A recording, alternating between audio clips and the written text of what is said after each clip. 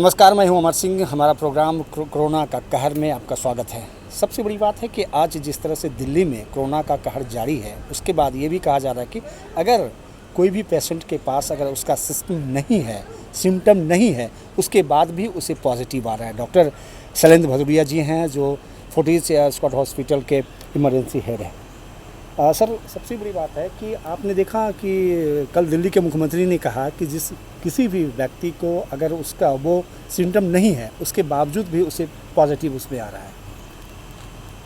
30 से 40% केसेस में patient asymptomatic रह सकता है, लेकिन उसके बावजूद भी वो इन्फेक्शन कर सकता है।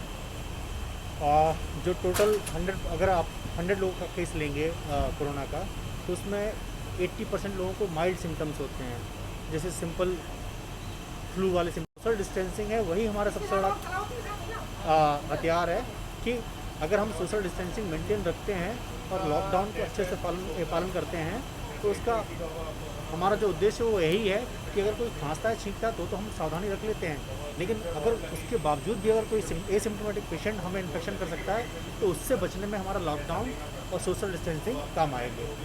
लेकिन सर, क्या नहीं लगता है डॉक्टरों के लिए एक बड़ी समस्या होगी ये बड़ी नहीं, बहुत बड़ी और बहुत जटिल समस्या है, क्योंकि इसमें जो लोग आपके फ्रंट लाइन पे, उन्हीं को सबसे ज़्यादा खतरा है।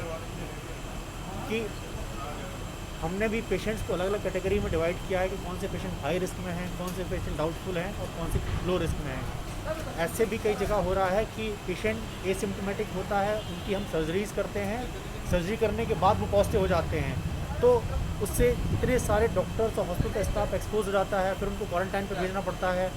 इससे हॉस्पिटल पे भी अलग से हेल्थ बर्डन पड़ रहा है, क्योंकि एक तो उनका रेवेन्यू हिट हो रहा है, उनकी ओपीडी और डेली सर्विसेज कम हो गई हैं। दूसरा, जो कोरोना से फाइट करने में हमारे एक्स्ट्रा चीज़ें एफर्ट लग रहे हैं, उसमें कॉस्टिंग बहुत ज़्यादा बढ़ गई है। प्लस उसके बाद हॉस्पिटल्स को, ओटीज़ को, डायलिसिस सेंटर्स को, हॉस्पिटल को खुद को शट डाउन होने का भी खतरा रहता है। सो ये हमारे लिए बहुत ही कॉम्प्लिकेटेड लड़ाई है, और हॉस्पिटल के स्टाफ का खुद का भी नहीं होता है। मैंने जिस दिन से कोरोना स्टार्ट हुआ, आज तक एक भी दिन लीव नहीं ली हुई है, लेकिन फिर भी जब मैं घर जाता हूँ तो मेरी फैमिली है, मुझे उनको भी इन्फेक्शन होने का डर लगता है। अब मैं हमेशा तो यहाँ हॉस्पिटल में नहीं रह सकता, मुझे नहीं पता है कि ये लड़ाई कब तक चलेगी, कितने महीने चलेगी। अगर एक आध महीने की या दो हफ्ते की बात होती तो मैं हॉस्पिटल में भी रह सकता था, पर मुझे नहीं पता ये लड़ाई कब तक चलेगी। तो ये बहुत ही जटिल समस्या है। लेकिन सर, ये कहा जा रहा है कि अगर आप इसमें सतर्क रहें, जैसे आप लोगों जो राय देते हैं, अगर उसको फॉलो किया जाए तो कुछ हद तक जो है इसको कंट्रोल किया जा सकता है। आपकी क्या राय है? सतर्कता से डेफिनेटली इसको कम किया जा सकता है, लेकिन जब आप अपने काम में इन्वॉल्व होते हैं, जब आपका पेशेंट सिक होता है, तो उसकी भी एक लिमिट होती है। जो हमारे प्रिकॉशंस होते हैं उनकी भी एक लिमिट होती है। जब आप 24 घंटे उसी माहौल में रहते हैं, उसी तरह के काम करते हैं, तो कई बार पेशेंट को बचाना हमारे लिए प्रायोरिटी हो जाती है। उसमें हम एक लिमिट से ज़्यादा अपने आप को बचा नहीं सकते हैं।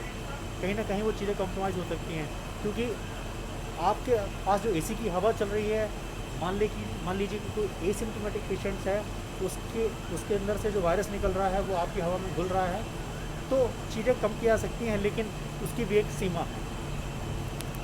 तो क्या ये माना जाए कि अभी वक्त लगेगा जिस स्टेज में हम लोग पहुँचे हैं, या फिर ये माना जाए कि ये हम लोग जो है मिडिल स्टेज में पहुँच चुके हैं? ये एक बहुत ही जटिल सवाल है कि इसमें कितना टाइम लगेगा। मैं अभी तक की जितनी इन्फॉर्मेशन है उसके हिसाब से कहूँगा कि किसी भी आदमी के पास इसका सही जवाब नहीं है। इसका आंसर ढूंढने के लिए मैंने 1918 की स्पेनिश फ्लू के भी बारे में कई बार पढ़ा, उसकी डॉक्यूमेंट्रीज भी देखी, क्योंकि इससे पहले 100 साल पहले वही फ्लू आया था। लेकिन आपको बता दूं कि वो 2 साल तक चला था।